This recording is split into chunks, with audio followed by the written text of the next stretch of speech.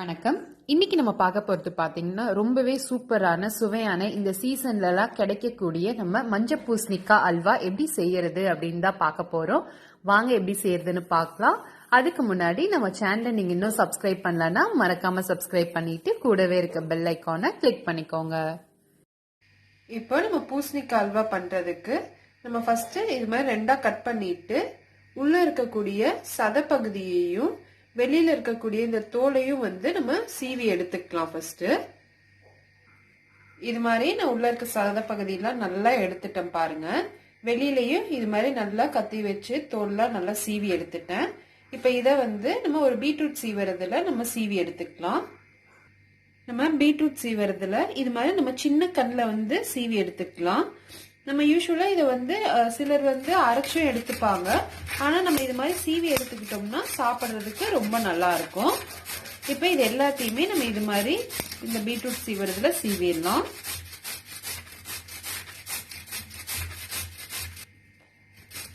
இது மாதிரி நம்ம எல்லாத்தையுமே நல்லா சீவி எடுத்தாச்சு. நம்மளுக்கு இந்த துருவன பூசணிக்காய் இந்த ஒரு கப் அளவுக்கு வந்திருக்கு. வாங்க நம்ம எப்படி இப்ப அல்வா செய்யறது அப்படிங்கறத நம்ம பார்க்கலாம். ஃபர்ஸ்ட் ஒரு வானல் எடுத்துக்கோங்க. அதுல ஒரு ஸ்பூன் அளவுக்கு நெய் ஆட் பண்ணிக்கலாம். நெய் காஞ்சோன்னு ஒரு 10 முந்திரியை போட்டு நம்ம நல்லா வறுத்து எடுத்துக்கலாம்.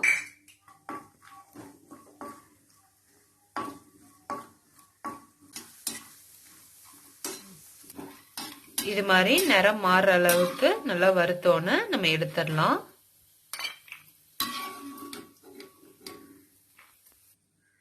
இப்போ இதே வானல்ல நம்ம இன்னும் கொஞ்சம் நெய் ஆட் பண்ணிக்கலாம். ஆட் பண்ணிட்டு நம்ம துருவி வச்சிருக்க பூசணிக்காவை நம்ம இது கூட ஃபுல்லா சேர்த்திடலாம்.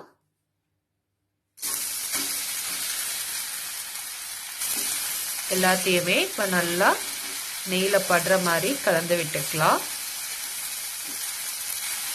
நம்ம இதை ஃபுல் அண்ட் ஃபுல் நம்ம நெய்ல தான் வதக்க போறோம்.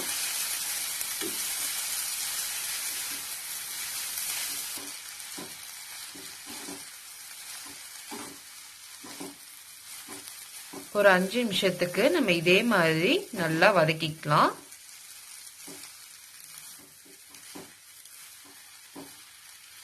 நம்மளுக்கு 5 நிமிஷம் இப்ப நல்லா பூசணிக்காய் நெய்யோட சேர்ந்து நல்லா வதங்கிருச்சு. நல்லா அந்த பச்சை வாசனை எல்லாம் போயிருச்சு. இப்ப நெய் வாசம் தான் செம்மையா அடிக்குது. இப்ப நம்ம இது கூட நம்ம காய்ச்சி ஆறுன பால் நம்ம ஆட் பண்ணிக்கலாம். ஒரு 3/4 டம்ளர் ஆட் பண்ணிக்கோங்க. இப்ப இந்த பால்ல இந்த பூசணிக்காய் நல்லா வேகட்டும். இப்ப நம்ம பால் ஊத்தி இது மாதிரி வேக வச்சோம்னா அதோட டேஸ்டே வேற லெவலுக்கு கொண்டு போகும். இது அப்படியே நம்ம மூடி வச்சிடலாம். மூடி ஒரு 2 ல இருந்து 3 நிமிஷம் நல்லா வேகட்டும். இப்ப 3 நிமிஷம் ஆயிடுச்சு. நம்ம திறந்து பார்க்கலாம். எல்லாமே நல்லா வெந்துருச்சு. இது எல்லாத்தையும் ஒரு கலந்து விட்டுக்கலாம்.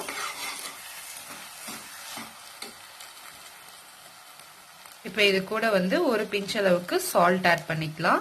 அப்பதான் நம்மளுக்கு இந்த ஸ்வீட்னஸ் நல்லா என்ஹான்ஸ் பண்ணி கொடுக்கும். இப்ப எல்லாத்தையுமே இது மாதிரி நல்லா கலந்து விட்டுக்கோங்க. இப்ப நம்ம இது கூட தேவையான அளவு சுகர் ஆட் பண்ணிக்க போறோம். நம்ம ஒரு கப் அளவுக்கு நம்மளுக்கு பூசணிக்காய் வந்துச்சு. அந்த கப்ல ஒரு 1/2 கப் அளவுக்கு சுகர் ஆட் பண்றோம். நீங்க உங்களுக்கு தேவையான அளவு கூடவோ குறைச்சலாவோ நீங்க ஆட் பண்ணிக்கலாம். இப்போ இது எல்லாத்தையுமே நல்லா கலந்து விட்டுக்கோங்க. நீங்க சுகருக்கு பதிலா வெல்லம் கூட ரீப்ளேஸ் பண்ணிக்கலாம். பட் டேஸ்ட் கொஞ்சம் டிஃப்ரெண்டா இருக்கும். அது சுகர் ஆட் பண்ணோன்னா பாருங்க எப்படி நல்லா இலகி வருதுன்னு.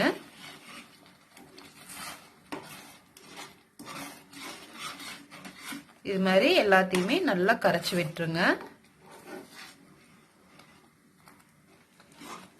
இத ஒரு 5 நிமிஷத்துக்கு இதே மாதிரி நல்லா கொதிக்க விடணும்.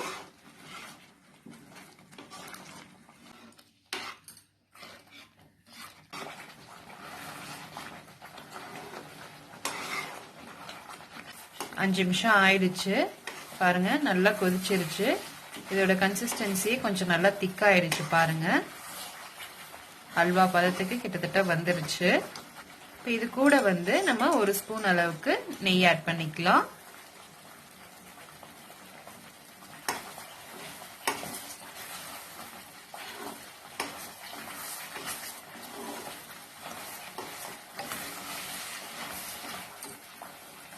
கூடவே நம்ம வறுத்து வச்சிருக்க முந்திரியையும் ஆட் பண்ணிக்கலாம். எல்லாத்தையும் இப்ப நல்லா கலந்து விட்டுக்கோங்க. அவ்வளவுதான். இப்ப ரொம்பவே சூப்பரான சுவையான பூசணிக்காய் அல்வா ரெடி ஆயிருச்சு. இது மாதிரி நீங்களும் ட்ரை பண்ணி பாருங்க. ட்ரை பண்ணி பார்த்துட்டு எப்படி இருக்குங்கிறத கமெண்ட்ஸ்ல சொல்லுங்க. மறக்காம நம்ம சேனலை சப்ஸ்கிரைப் பண்ணிக்கோங்க.